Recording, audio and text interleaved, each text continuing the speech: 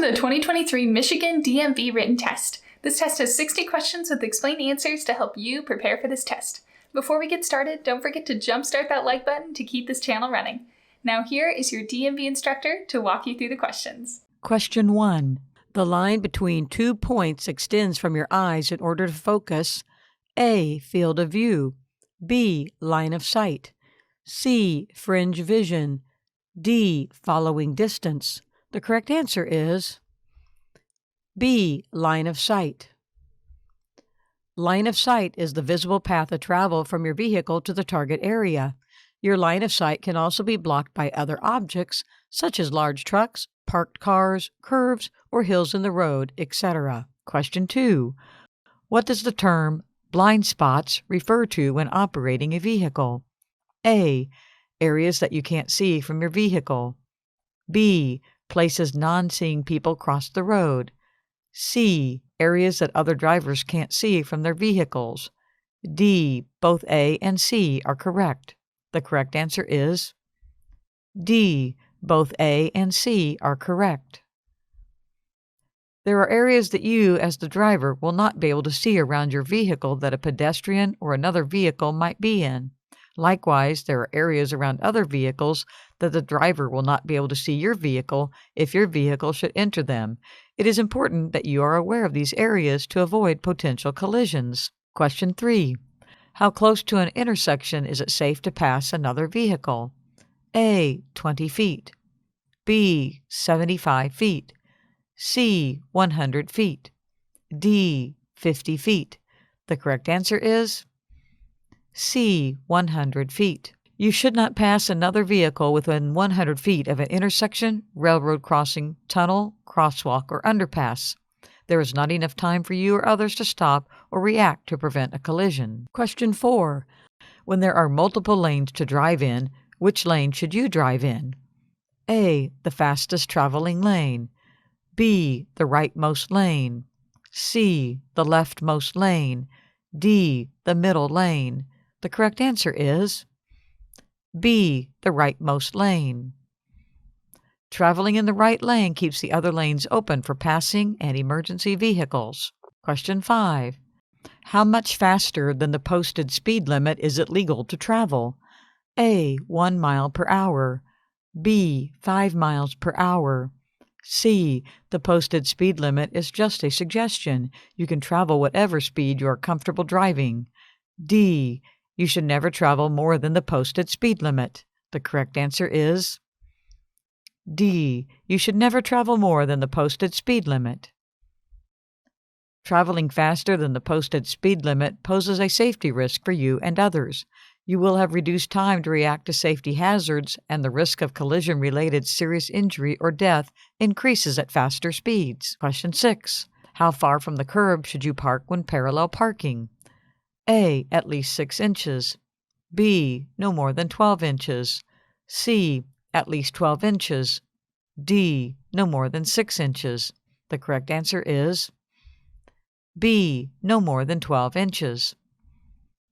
Parking more than 12 inches from the curb would leave your vehicle in the way of traffic and present a safety hazard for other drivers. Question 7. When you are parking on a hill with the front of the vehicle facing uphill and there is a curb, which way should the wheels be turned?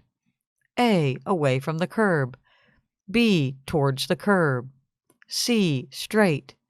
D. It doesn't matter. The correct answer is A. Away from the curb. Turning the wheels away from the curb will allow the least amount of vehicle movement should the parking brake fail and the vehicle begins to roll downhill. Question 8.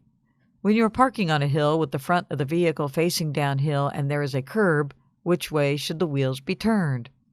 A. Away from the curb. B. Towards the curb. C. Straight. D. It doesn't matter. The correct answer is B. Towards the curb.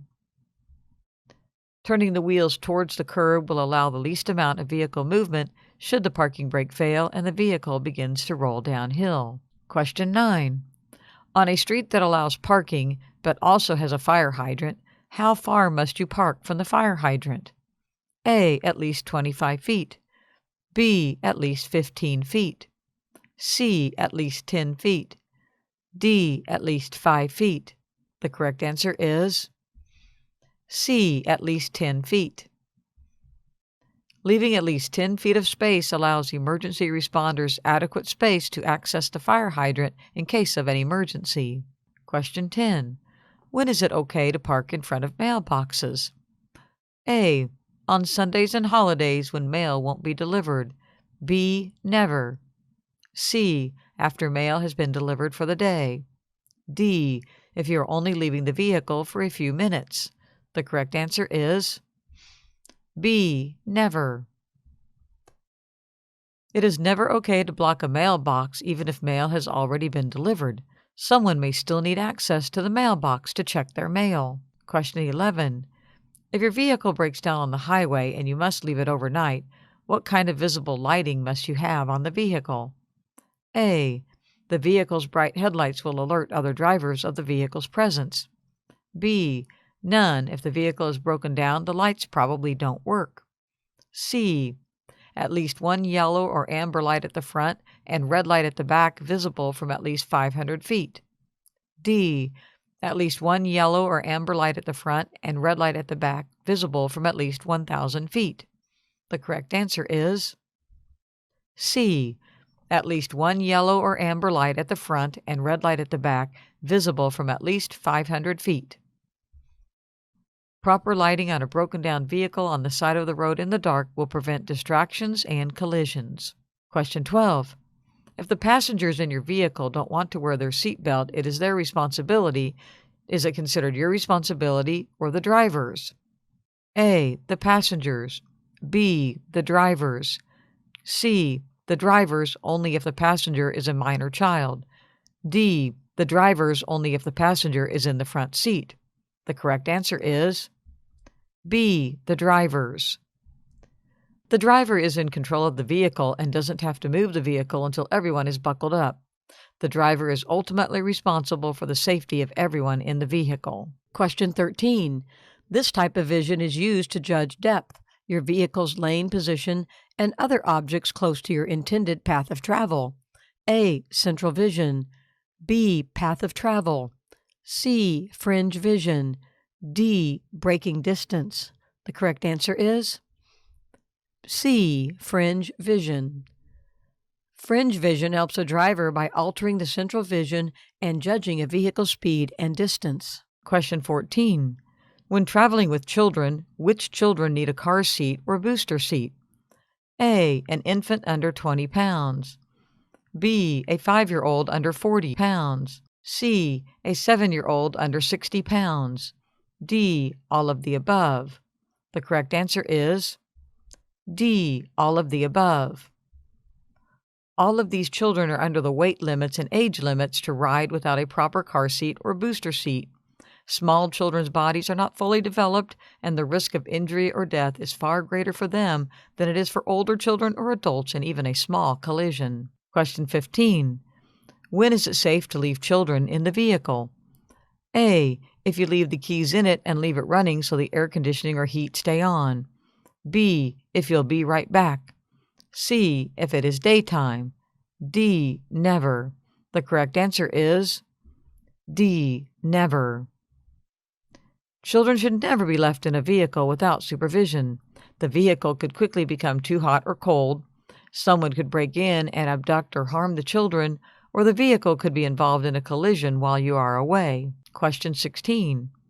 How old should someone be before they ride in the front seat? A. 10. B. 8. C. 15. D. 13. The correct answer is D. 13. Because of the force of airbag deployment in a collision, younger passengers should ride in the back to avoid further injury in a collision. Airbags will keep older, adult-sized passengers safe, but can seriously injure smaller passengers. Question 17. If you are in an accident and someone is injured, what should you do? A. Call 911 and wait for them to help. B. Call 911, then administer first aid if you are certified, or do what you can to help the injured person if you are not first aid certified. C. Help yourself and make sure everyone knows you didn't cause the accident. D. Leave so that no one knows you were there so you don't get in trouble. The correct answer is B. Call 911, then administer first aid if you are certified, or do what you can to help the injured person if you are not first aid certified. You are legally obligated to call 911 to report the accident and provide help to an injured person in an accident. Leaving the scene or ignoring the injured person will put you at a legal risk, plus it is morally unsound. Question 18. When you come to a stop sign, what must you do? A. Come to a complete stop and check for safety before proceeding. B. Slow down enough to make sure it is safe to proceed through the intersection. C. Only stop or slow down if you see other traffic or pedestrians. D. Stop and wait for it to turn green before proceeding. The correct answer is A. Come to a complete stop and check for safety before proceeding. Anytime you come across a stop sign, you must stop and check for safety before proceeding. You might have to wait for other traffic or pedestrians, or may even have to take turns if multiple vehicles approach the same intersection at the same time. Follow the right-of-way turns. Question 19. How far in front of or behind a school bus with flashing lights and extended stop sign should you stop? A. 10 feet. B. 15 feet. C. 25 feet. D. 20 feet. The correct answer is D. 20 feet. Children may cross within 10 feet of the stop bus. To give them a safe amount of space, you should stop 20 feet from the front or back of the bus. Question 20.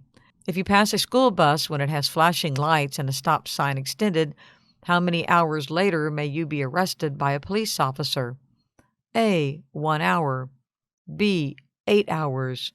C. 4 hours. D. 12 hours. The correct answer is C. 4 hours. Passing a school bus with flashing lights and an extended stop sign puts the lives and safety of many people and children at risk. Buses are equipped with cameras, and bus drivers can and will report illegal passes. You can be arrested up to 4 hours after illegally passing a bus when the lights are flashing and the stop sign is extended. Question 21. When two vehicles reach an intersection with no traffic light at the same time, which vehicle has the right-of-way? A. The vehicle on the left. B. The vehicle on the right. C. The vehicle that goes faster. D. The drivers have to decide by means of waves and hand signals. The correct answer is B. The vehicle on the right. If there is no traffic light and both vehicles have reached the intersection at the same time, the vehicle on the right will have the right-of-way. Question 22. When a funeral procession is identified with headlights or hazard lights, do they have the right-of-way? A. Yes. B. No. C. Only on days appropriate for funerals. D. Only on Sundays. The correct answer is yes. Funeral processions will be identified with headlights and hazard lights. They usually follow a hearse and are sometimes escorted by emergency vehicles. The funeral procession has the right-of-way, and you should yield to the entire procession. Question 23. You should signal at least blank before your turn. A. 100 feet. B. 1,000 feet. C. 500 feet. D. 200 feet. The correct answer is A. 100 feet. Signals should be used 100 feet prior to making a turn. This lets others know in advance what your intentions are. Question 24. If another vehicle is stopped to allow a pedestrian to cross the road, is it allowable to pass that vehicle? A. Yes, if the pedestrian is not in your lane of traffic. B. No. C. Only if you can do so without harming the pedestrian. D. If the pedestrian is not in a crosswalk, it is fine. The correct answer is B. No. Pedestrians have the right-of-way. Violating the pedestrian right-of-way law is not only illegal, but dangerous. Question 25. How close should you follow a motorcycle? A. Closer than a regular vehicle. B. At least 20 feet. C. At least one vehicle length. D. At least as far as a regular vehicle or farther. The correct answer is D. At least as far as a regular vehicle or farther. Because motorcycles can weave and topple, it is important to give them as much or more space than a regular vehicle in case of an accident. Following too closely is dangerous and illegal. Question 26. Is it safe to move into the empty space a large commercial vehicle like a bus, semi, or construction vehicle have right in front of them while traveling on the highway? A. Yes. B. No. C. Only if you're quick about it. D. If you're in a hurry, it is fine. The correct answer is B. No. Not only is the space directly in front of larger vehicles a blind spot, it takes larger vehicles longer to stop. If you have to stop suddenly, they might not see that or might not be able to stop in time and could rear-end your vehicle, causing serious damage to your vehicle and even serious injury or death to you and your passengers. Remember, your vehicle traveling at 55 miles per hour can stop within 130 to 140 feet, while a fully loaded tractor trailer may require more than 400 feet. Question 27. How far should you stop from railroad tracks or gate? A. At least 15 feet. B. At least 6 feet. C. 12 feet. D. 6 feet. The correct answer is A. At least 15 feet. Stopping at least 15 feet from the railroad tracks or gate is the safest course of action. It leaves a buffer space for flying debris or from a rear-end collision that could push your vehicle forward towards the tracks and train. Question 28. Certain types of vehicles stop at all railroad tracks. For example, a school bus must stop at all railroad crossings. Is it legal to pass these vehicles at the railroad crossing? A. Yes. B. No. C. If they are stopped for more than a minute, yes.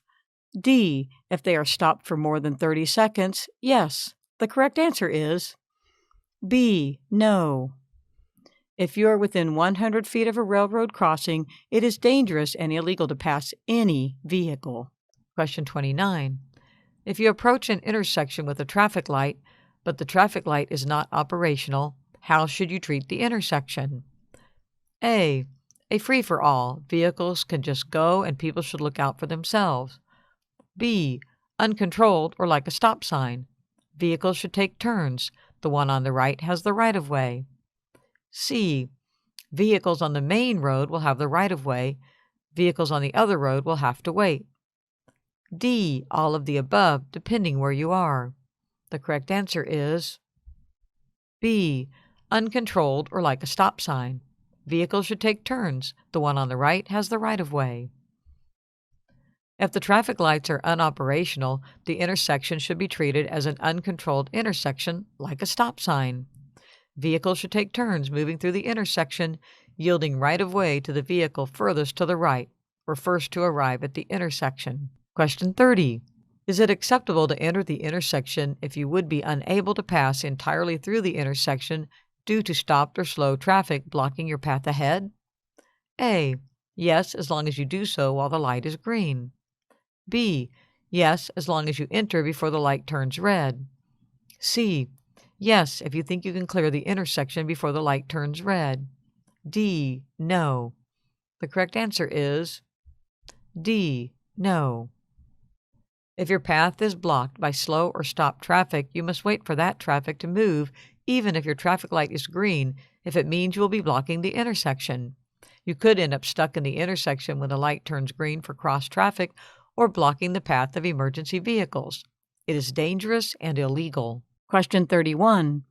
A steady red traffic light or steady red traffic arrow means what? A. Stop, wait for the light to turn green. B. Go when your path is clear. C. Stop, go when it is your turn. D. Go slow. The correct answer is A. Stop, wait for the light to turn green. Always stop at a steady red traffic light or steady red arrow. Question 32. A flashing red traffic light or flashing red arrow mean what? A. Stop, wait for the light to turn green. B. Go when your path is clear. C. You must come to a complete stop, and if there are no traffic signs prohibiting you from turning on a red light, you may proceed when it is safe. D. Go slow. The correct answer is C. You must come to a complete stop, and if there are no traffic signs prohibiting you from turning on a red light, you may proceed when it is safe. Flashing red traffic lights should be treated like a stop sign. You should stop, yield to the other vehicles. You can then proceed when it is safe. Question 33. When lane use control signals are in use, a steady yellow X means what? A. You should speed up or slow down. B. You should move into another lane. C. You should prepare to stop. D. Any of the above. The correct answer is B. You should move into another lane. A steady yellow X means you should prepare to move to another lane. A steady red X will be displayed next, and you will not be able to occupy that lane at that time. Question 34. When lane use control signals are in use, a flashing yellow X means what? A. You should speed up or slow down. B. You should move into another lane. C. You should prepare to stop. D. You can use that lane to make a left turn. The correct answer is D. You can use that lane to make a left turn. A flashing yellow X means you can use that lane to make a left turn. Question 35. What do white pavement markings on the road mean? A. Traffic traveling in the same direction. B. Dashed white lines mean the drivers can change lanes. C. Solid white lines mean lane changes are discouraged. D. All of the above. The correct answer is D. All of the above. White pavement markings indicate the traffic is traveling in the same direction. If the lines are dashed, it is considered safe to change lanes in that area. If the lines are solid, it is not considered safe to change lanes in that area. Question 36. What makes up your following distance?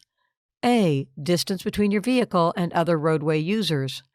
B. The amount of space to the front of your vehicle. C. The amount of space to the back of your vehicle. D. Following distance is not something you need to worry about when driving. The correct answer is A. Distance between your vehicle and other roadway users. Following distance is calculated by the distance between your vehicle and another moving vehicle or object. If you are driving in adverse weather, you should always increase your following distance in order to give yourself more time to avoid a conflict if needed. Question 37. What is black ice and why is it so dangerous? A. It does not exist. There is no such thing as black ice. B. Something your friends at school use to change the color of their drinking water. C. You drive a four-wheel drive car, so you do not need to be concerned about black ice. D.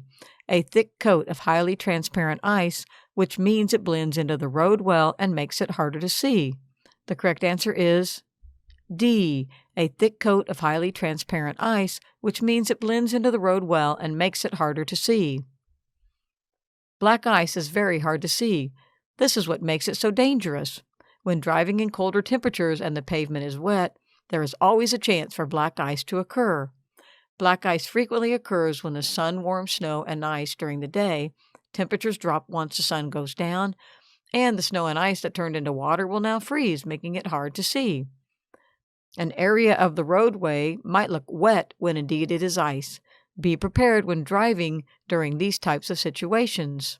Question 38. What is the 3-second rule? A. If you drop your snack on the floor of your vehicle, it is safe to eat if you retrieve it within 3 seconds.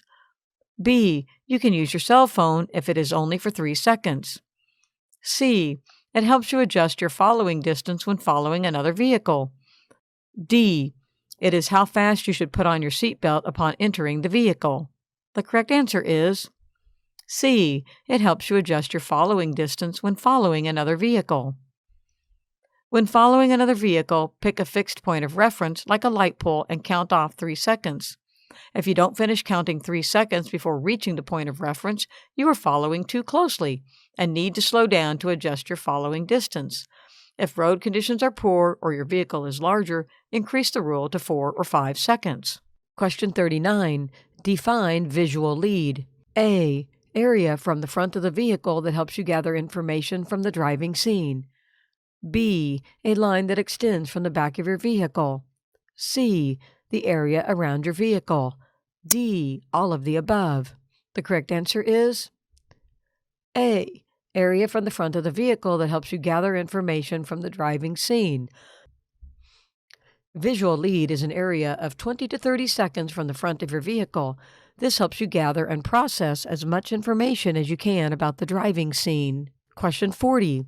This type of sign tells a driver about a possible danger ahead. They are yellow and black in color. A. Regulatory signs. B. Guide signs. C. Warning signs. D. Construction signs. The correct answer is C. Warning signs. Warning signs are used to warn the driver of possible dangers and other obstacles up ahead in your intended path of travel. They can be used to warn a driver of a curve up ahead or a paved road turning to gravel. There are many different kinds of warning signs. They are yellow and black in color. Question 41. When driving in heavy fog, you should not A. Use your high beam headlights when driving in fog. B. Slow down and allow extra time to reach your destination. C. Use your low beam headlights or fog lights if your vehicle is equipped with them. D. Both B and C. The correct answer is A. Use your high beam headlights when driving in fog. When driving in foggy conditions, high beam headlights will make it harder to see. Low beam headlights or fog lights will help with the decreased visibility. When driving in adverse weather conditions, giving yourself more time to reach your destination safely is ideal. Question 42.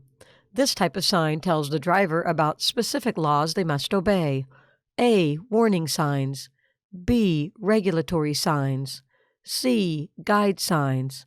D. Construction signs. The correct answer is B. Regulatory signs. Regulatory signs are there to regulate laws that have been set in place. Some examples include stop signs, yield signs, and speed limit signs. Their main colors are black, white, and red. Question 43. This type of sign helps let the driver know of possible gas stations or rest areas coming up at exits off of the expressway. A. Regulatory signs. B. Construction signs. C. Warning signs. D. Guide signs. The correct answer is D. Guide signs. Guide signs provide the driver with information about roads, expressways, and distance. They provide the driver with distance and directions to their destinations. Question 44. If your vehicle is carrying a projecting load that sticks out 4 feet or more from the back of the vehicle, what must you add to the back of the load? A. A red, yellow, or orange flag at least 16 inches wide if during daylight. B. A red light visible from at least 500 feet if at night. C. A stop or alert sign. D. Both A and B. The correct answer is D. Both A and B. Improperly marking a load that sticks out 4 feet or more from the back of your vehicle presents a hazard for other vehicles. They may not be able to properly judge how far the items are sticking out, and serious damage may be caused to their vehicle, or serious injury or death may be caused to a person. Question 45. When pulling a camper or trailer, what is the minimum following distance you should maintain behind other vehicles? A. At least 200 feet. B. At least 300 feet. C. At least 400 feet. D. At least 500 feet. The correct answer is D. At least 500 feet. Pulling a camper or trailer means you will need greater stopping time. Giving your vehicle at least 500 feet of space between your vehicle and the vehicle you are following will help prevent rear-end collisions, vehicle damage, bodily injury, and death. Sudden stops while pulling a trailer can result in flipping the vehicle and trailer, resulting in great damage and injury to all involved. Question 46. What are some things to be aware of when driving near snow plows? A. Flying debris from sanding and salting, getting kicked up from the road, and snow and ice chunks. B. The blades move and stick out from the sides of the vehicle. The vehicle will also have blind spots. C. Whiteout conditions caused by clouds of blowing snow. D. All of the above. The correct answer is D. All of the above.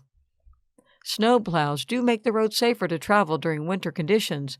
However, traveling near them can be hazardous, and it is best to give them space to do what they need to do. Question 47. How often should you stop to rest when traveling long distances?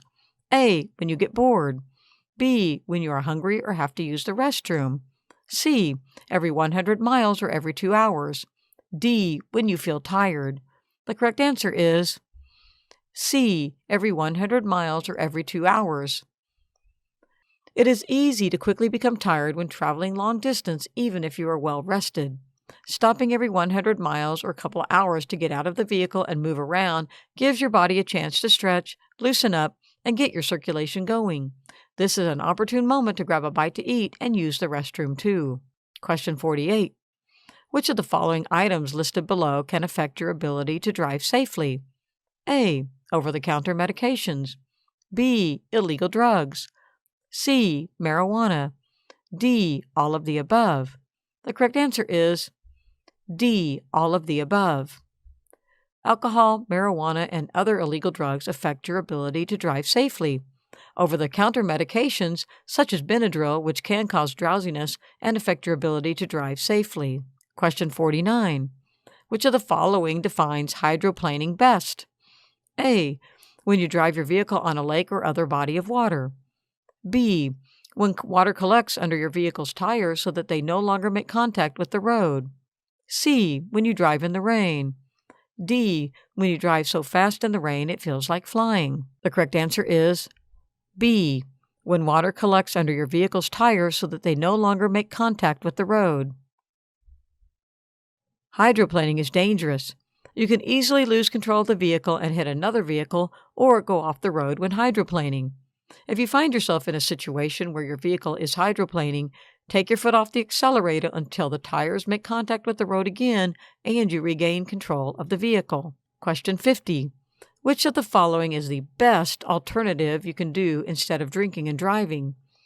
A. Allowing your friend who has only had one drink to drive you home. B. You can drive yourself home because you have only had a half of can of beer. C. As long as everyone is wearing their seatbelts, no one will even know you have been drinking, so you will not be pulled over. D. Call someone for a ride, or stay home because you know everyone there will be drinking and they will want to peer pressure you into drinking with them. The correct answer is D. Call someone for a ride, or stay home because you know everyone there will be drinking and they will want to peer pressure you into drinking with them. Consuming even small amounts of alcohol impair your ability to operate a motor vehicle.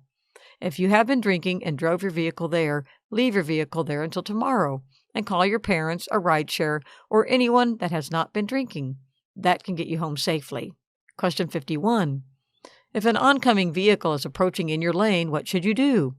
A. Move to the left, oncoming lane. B. Move to the right, possibly shoulder. C. Honk. D. Both B and C. The correct answer is D. Both B and C. It is important to not move into the left or oncoming lane because the driver of the other vehicle may correct their course of travel and steer back into the left lane, hitting your vehicle. It is better to veer off the road and honk at them to alert them and others of the danger. Question 52. If your vehicle stalls on the railroad tracks and a train approaches, what should you do? A. Run towards the train and try to stop it. B. Remove all passengers from the vehicle and move in a 45-degree angle away from the train to avoid being struck by flying debris. C. Try to push the vehicle off the tracks before the train gets there. D. Turn on your vehicle's hazard lights and honk the horn. The train conductor can stop soon enough. The correct answer is B. Remove all passengers from the vehicle and move in a 45-degree angle away from the train to avoid being struck by flying debris. Trains are not likely to be able to stop once the conductor realizes something is on the tracks. Getting all the passengers out of the vehicle and away from the tracks, moving in a 45-degree angle away from the train will help to avoid anyone being hit by flying debris. Question 53. Why is it dangerous to drive through flooded roadways? A. Just 6 inches of water will reach the bottom of most passenger vehicles. B. SUVs and pickups can be carried away in 2 feet of water. C. Water can hide hazards and wash out the road. D. All of the above. The correct answer is D. All of the above. Flooding is dangerous to drive in. It is best to avoid it and find another route. Question 54. What does alcohol consumption impair? A. Judgment, vision, attention. B. Steering, perception, reaction time. C. Coordination and balance. D. All of the above. The correct answer is D. All of the above. Consuming alcohol, even after the legal age, can seriously impair one's judgment, vision, attention, steering, perception, reaction time, coordination, and balance, all of which are essential functions to our ability to operate a vehicle safely. If you have consumed alcohol and need to travel by vehicle, it is best to arrange a sober ride. Call a friend or family member, a taxi, or a sober ride service. Driving under the influence is dangerous and illegal. Question 55.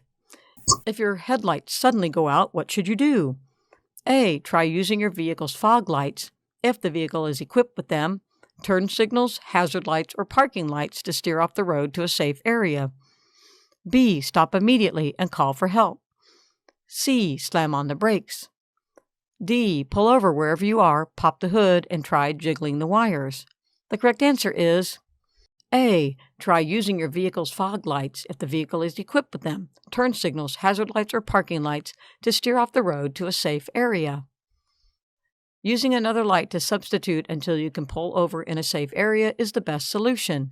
It ensures that you aren't pulled off in an unsafe area. Question 56. If you drive off the road into a body of water, what should you do? A. Open the door immediately and swim to safety. B. Let the vehicle sink, then swim up to the surface.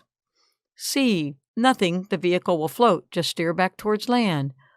D. Open the window and exit through the window. The correct answer is D. Open the window and exit through the window. The vehicle might float for up to a minute. This will give you time to unbuckle yourself and any passengers and escape through an open window. You should quickly swim away from the sinking vehicle as the suction from its sinking could pull you under the water. Swim towards land and seek help. Question 57. What should you do if your vehicle catches fire? A. Pull over and put water on it. B. Pull over and exit the vehicle. C. Pull over and spray it with a fire extinguisher. D. Drive to the fire station. The correct answer is B. Pull over and exit the vehicle. You should pull over and exit the vehicle. The fire is likely under the hood. Opening the hood will expose it to more oxygen and could make it larger. Putting water on it will likely cause it to spread. Taking time to drive to the fire station will give it time to grow and become more dangerous. Question 58. This is a warning sign that a driver might be fatigued. A. Yawning or rubbing their eyes. B. Changing lanes often. C. Turning the heat on. D. Locking the vehicle doors. The correct answer is A. Yawning or rubbing their eyes. Yawning and rubbing your eyes are both signs of fatigue. Fatigue can happen to anyone at any time. If a driver becomes fatigued, they need to find a safe spot to pull over into. The driver needs to get some sleep before they can continue driving. Many of us in today's society become fatigued. Our lives have become go, go, go. Fatigue and driving can make a very deadly duo. Question 59. It is blank responsibility for operating a vehicle in a safe and appropriate manner. A. The passengers. B. The parents of the passengers. C. The person who owns the vehicle. D. The driver. The correct answer is D. The driver. The driver is always responsible for anything that happens while the vehicle is in motion. The driver is also responsible for ensuring that every passenger in their vehicle is correctly wearing their seatbelts as well. Question 60. How can careless driving be defined? A. Driving in a way that can cause harm to a person or property. B. Happily driving without a care in the world. C. Not caring about what you are doing when you are driving. D. Feeling like it doesn't matter how you drive. The correct answer is A. Driving in a way that can cause harm to a person or property. Careless driving is dangerous. You can cause harm to others or property when you practice careless driving. Hope you enjoyed this video. If you still need more practice, then check out these videos or click the first link in the description to get your cheat sheet, which will help you pass your DMV exam on your first try.